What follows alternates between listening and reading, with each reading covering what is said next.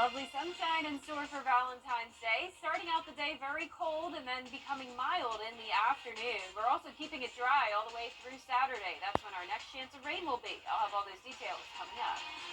Right now on News Channel 6 at 10, the results coming in for a special election for Georgia House Seat 125. We'll have the latest.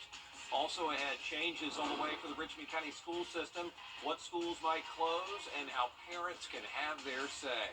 And no decision again in the search for a new city administrator. We'll hear from Augusta commissioners after another stalemate as your news at 10 starts now. Live from Television Park, this is WJBF News Channel 6 at 10 on MeTV. Good evening, everybody. I'm Brad Means. Thanks for joining us as coverage you can count on begins with the Raider way. It is time now for a check of our weather. Jenna is standing by with that. Yeah, beautiful crescent moon out there, Brad. If you look closely on our Terry Lambert Hyundai Skyview cam at Augusta Regional Airport, it's a nice clear night. It's going to get cold. Today's low temperature, not nearly as cold as it will be tonight. We were at 47 degrees. That's well above our average of 38. This afternoon, right near average, though, at 62. No rain today. Fortunately, we had plenty of rain yesterday, and in fact, all of that rain is still causing some flooding concerns in the county shaded here in green. That's for the river and stream flooding. Water levels still above normal until further notice. Temperature-wise, we're in the 40s and even some low 50s still. 41 in Barnwell, 46 in Evans, Swainsboro at 43, Wrightsville at 44, 45 in Edgefield. Temperatures much colder than they were 24 hours ago. 14 degrees colder in Augusta, 16 degrees in Aiken, and a 20-degree temperature change in Barnwell. So you can tell that cold air mass is settled in.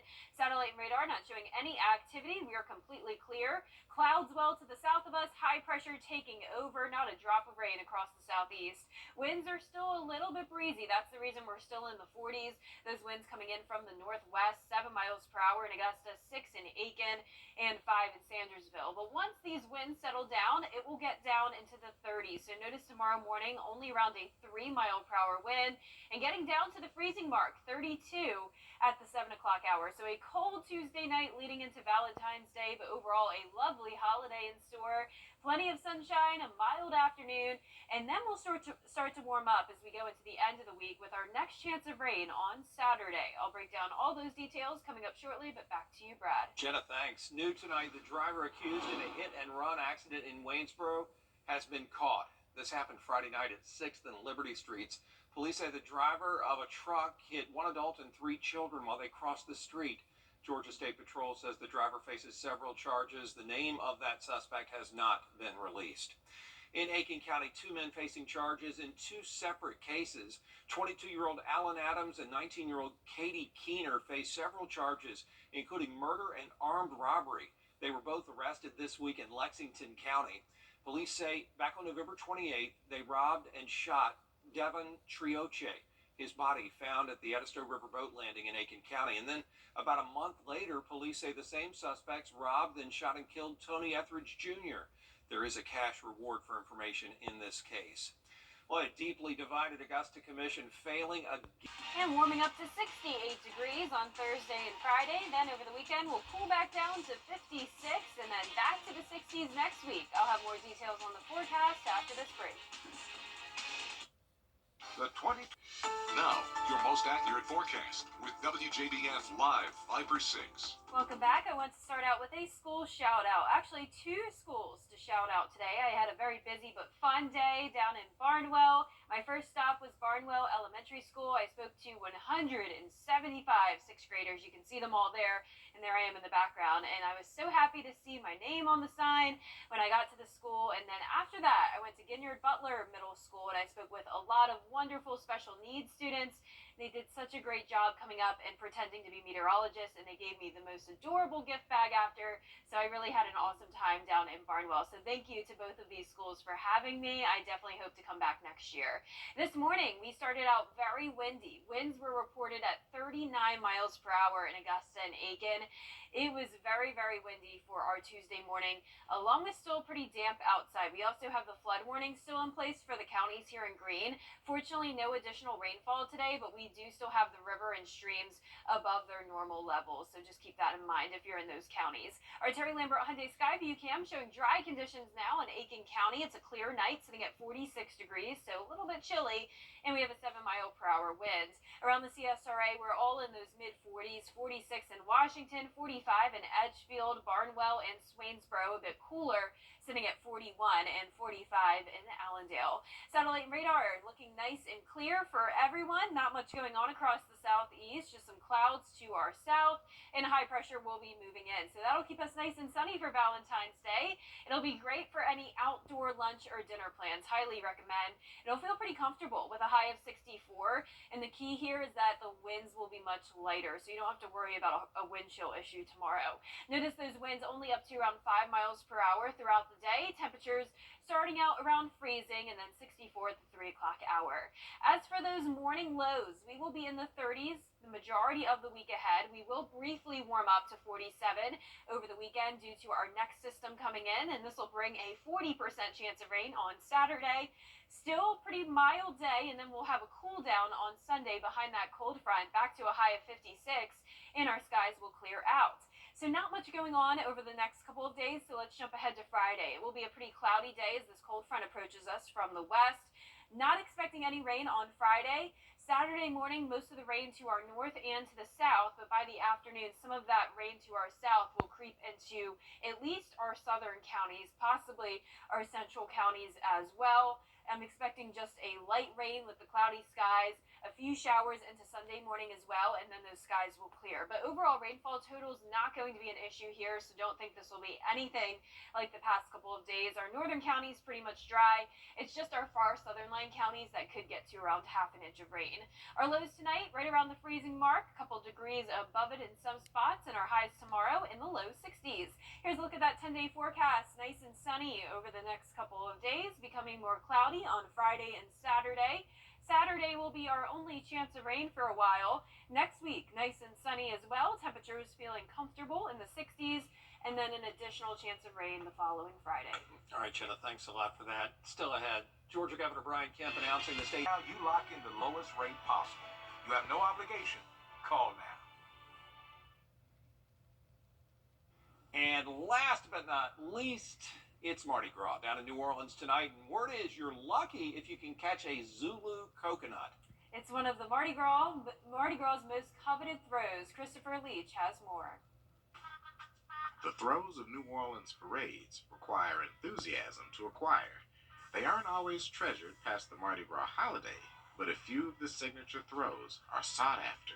For years, Zulu rider Myron Green has been designing Zulu coconuts, hoping to dazzle the crowds and offer the type of catch worth keeping. Then you go to the Zulu parade, it's all people talk about. Coconut, coconut, coconut. Put my personal touch on each coconut. So, each coconut has to mean something to you. If it means something to you, it'll mean something to somebody else.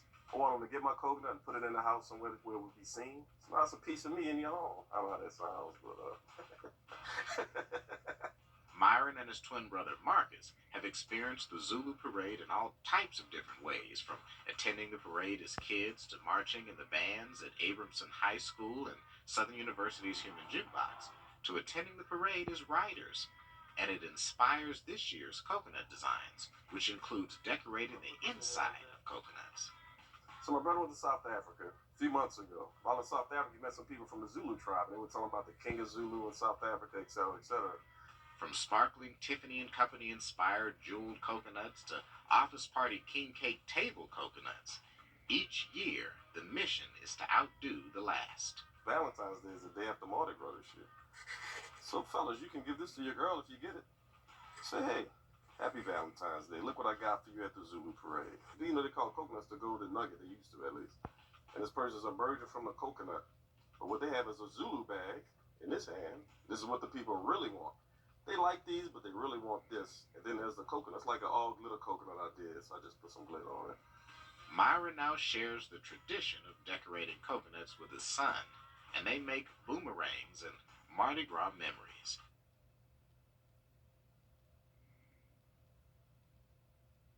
something new today. Yeah, I didn't know about the Zulu coconut. Yeah, it looks really fun and definitely makes me wish we could celebrate Mardi Gras here. It just looks like such a fun time. It does. It's winding down, though, man. Ash Wednesday and Lent tomorrow, but yeah, big night tonight. Yeah, a lot going on here at least. We got Ash Wednesday, we got Valentine's Day, and we got great weather. Good. So it's going to be nice and sunny, no rain over the next few days. Temperatures are pretty comfortable as well. It's definitely going to be cold in the mornings in the 30s, but our afternoons will be pretty mild. 64 tomorrow, warming up to 68 Thursday and Friday. It will become more cloudy on Friday, still staying dry though. Then a 40% chance of rain on Saturday, back to sunshine on Sunday, and a lot of sunshine next week to look forward to. So this weekend's reversed from what we had this previous weekend. Now Saturday's the rainy day, Sunday's the sunny day. All right, Sunday would be nice, though. Yeah. All right, Jenna, thanks for that. We appreciate you. We're back at the top of the hour for News Channel 6 at 11. And Hogan's Heroes is next here on News TV.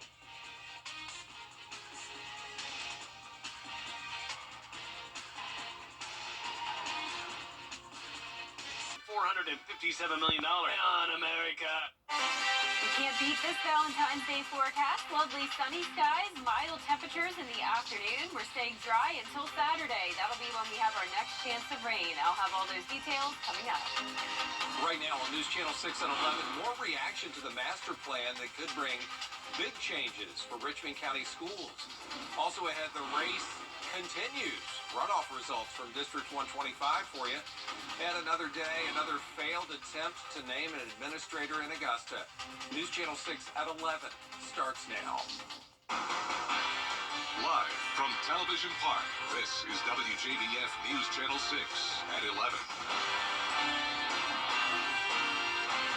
Good evening, everybody. I'm Brad Means. Thanks for joining us as coverage you can count on begins with the race for a local seat in the Georgia House of Representatives. Take a look at the vote totals tonight. You see Gary Richardson and C.J. Pearson, the top two vote getters. That means this race goes into overtime and they go to a runoff. Here's Hannah Latier. Richardson ended up getting just over 36% of the votes, and Pearson got just over 30%. While there are some big differences between the two, they are both running on strong conservative platforms. Richardson tells me he was hoping there wouldn't be a runoff, but with 5 candidates, the chances of that were slim. Pearson says he's happy about the results and to still be in the running. Both candidates are determined to keep pushing forward to ultimately claim the vacant seat. We need our representative sitting in that seat. But we'll get there. It's just going to take some time. We're in it to win it, and so we'll just keep plugging and work hard to get there. You know, this was a David versus Goliath fight, and David is still standing. And over the course of the next few weeks, we look forward to continuing to make this campaign about the issues that actually matter to the people of the 125th District. The runoff election will be on March 12th. In Evans, Hannah Latier, WJBF News Channel 6. Local leaders and alumni reacting to the possibility of big changes to Richmond County schools. As we told you last night, a consultant recommended closures and consolidations to help the county get more state funding. Nikita Dennis, live now with more. Yeah, Brad, the board met tonight. They didn't discuss the master plan, but I spoke with people who had a lot to say about the possible changes. If you think that your school is in jeopardy of being closed, you need to come out. You know, you can start emailing your board members, asking them not to close your school. You can email the offices down here. There's a lot of things that you all can do at this moment. Richmond County Board of Education is working with consultants on a comprehensive plan for the next 5 years. The district hopes to maximize funding from the state. Consultants are recommending several options to make sure each school has the most students and the most funding possible. Some of these options, if approved by the board, will have a huge impact on some schools. And when we're talking about Glen Hills, we're talking about something that's possibly 5 years down the road.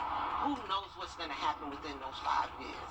But at the end of the day, we don't have enough kids to keep 51 schools open. Glen Hills High School is just one of the institutions that could be considered for consolidation, closure, or changes. Georgia lawmakers Brian Prince and Harold Jones are Glen Hill graduates. I trust the trustees on the school board to make a decision. I mean, I think those were recommendations. Well, I mean, if the recommendation is to close the school, obviously I was hoping that we could find another option, other than closing the school. And not only just Glen Hills, but any other schools too.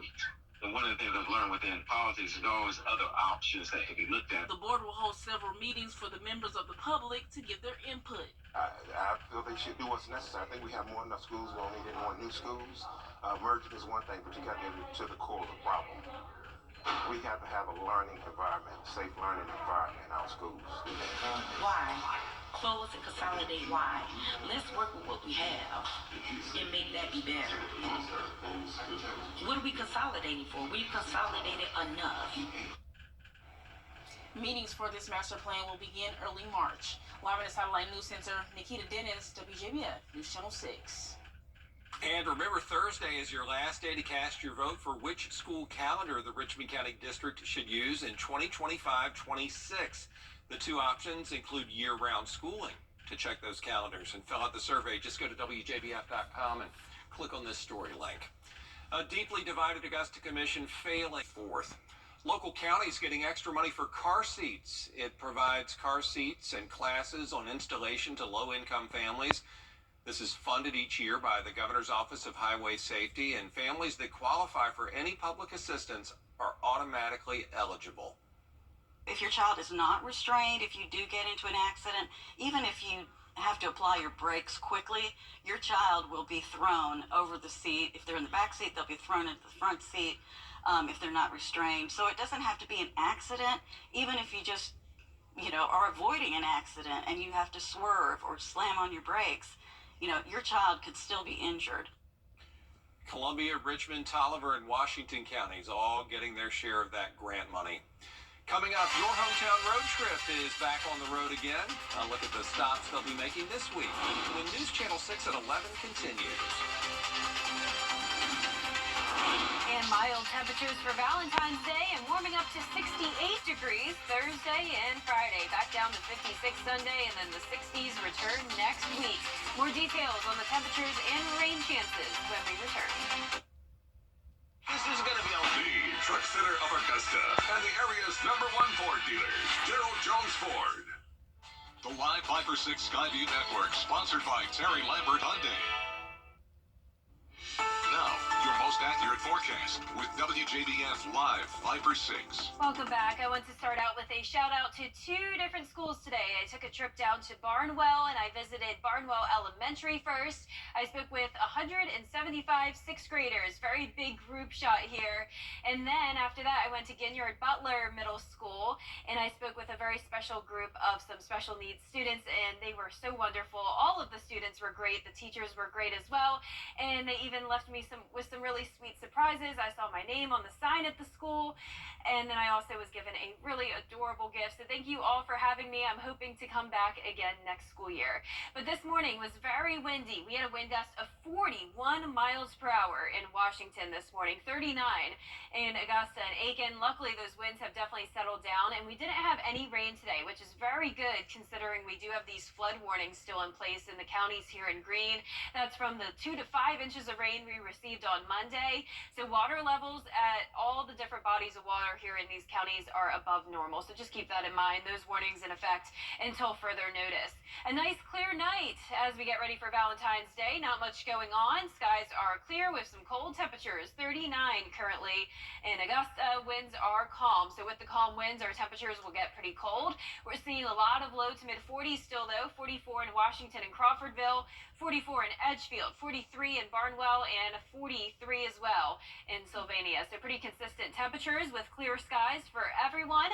All of the southeast not seeing any rain at this time. High pressure is back in control, so we'll have lovely sunshine for our Valentine's Day. Definitely starting out cold, but then warming up nicely to 64 in the afternoon. We'll definitely feel nice considering the winds are much lighter.